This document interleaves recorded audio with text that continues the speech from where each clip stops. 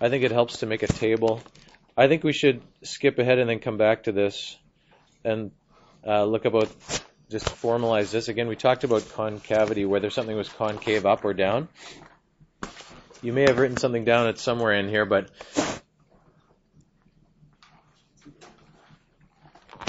concavity, if it's concave up or down. I don't know if we want to write a word definition here, but I'm going to draw some pictures. I think it's better that way.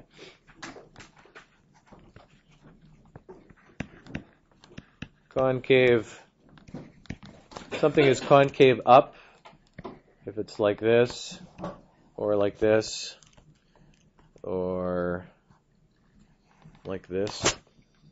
Okay, those are all concave up. It doesn't matter whether the function itself is increasing, right? This function is concave up, and it happens to be increasing. The point would be going up. This function is concave up, and it happens to be the point happens to be going down. That doesn't matter. When you're talking about concavity, you're talking about how is the derivative changing. So how is, what's the rate of change of the rate of change? Here the derivative is, in all of these cases, the derivative is starting at some value and it's increasing, right, as you go. This is increasing as you go here. And this is increasing as you go. All of those are increasing. Whether they happen to be negative or positive, it doesn't matter as long as they're increasing. Concavity happens to do with the second derivative. Concave down then is the opposite of that. So like this, or like that, or what's the one I'm missing here? Like this, I guess. Okay, in each of those cases, the derivative is decreasing. Whatever value it is at some point, as you go to the right, it's getting lower. So here the f double prime is greater than 0. Here f double prime is less than 0.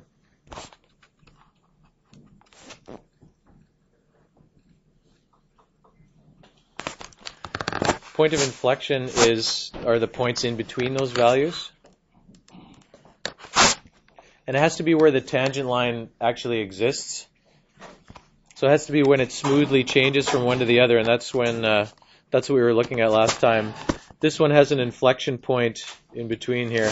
If we're going here, think about the way the green line is kind of turning. Again, I think I used the road analogy, right? You're turning to the right, and then at this point here, you start turning the other way, right? The line straightens out, and then it's turning the other way, if you can imagine that being a road. Okay, if you think about the values, if you just look at the values of the slope, they're going down, they're getting lower. They get to some minimum value here, those green values, and then they start going up again. So right in here, probably at 1, that's the lowest value of that slope. Okay, so that's an inflection point. This half of the curve is concave down. This half of the curve is concave up. If we looked at the second derivative, which is right there, that's where the second derivative changes from negative to positive. Okay, that's where the first derivative starts. That's kind of the low point of the first derivative. Okay, the second derivative tells you how the first derivative is changing. First derivative is going down, and then it's starting to go up again. Where f double prime equals 0. Exactly.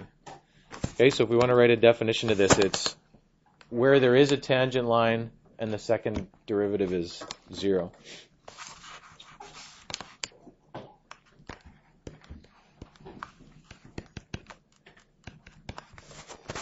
We should put,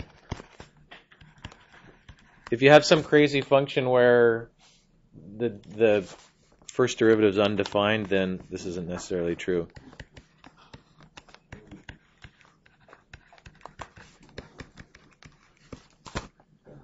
In other words, it has to be kind of a smooth change from one to the other. The key part of that is this. This is the part to know, right? So it's in between the concavity, right? When the concavity changes.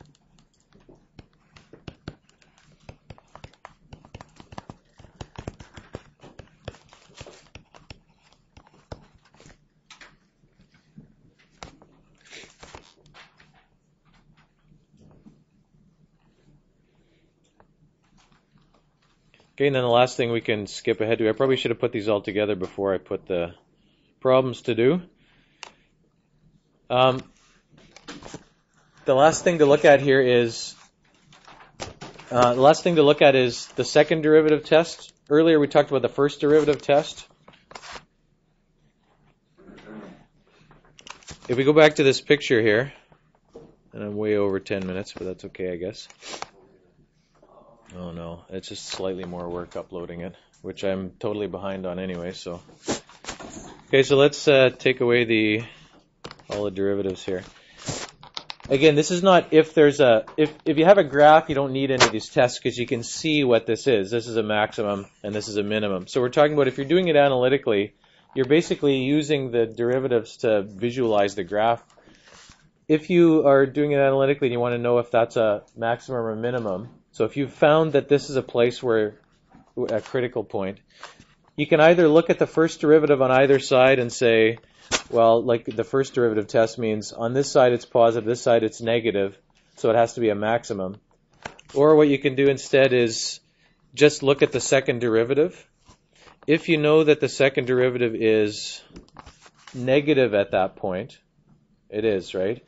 If you know that the second derivative is negative, this has to be a maximum, right? It has to be concave down, right? The only way to have this being 0 and the second derivative being negative is like that, where it opens down, right? Whereas the other point over here, that's another place where the first derivative is 0. If the first derivative is 0 and the second derivative is positive, the only way to have that is if it's opening up, right?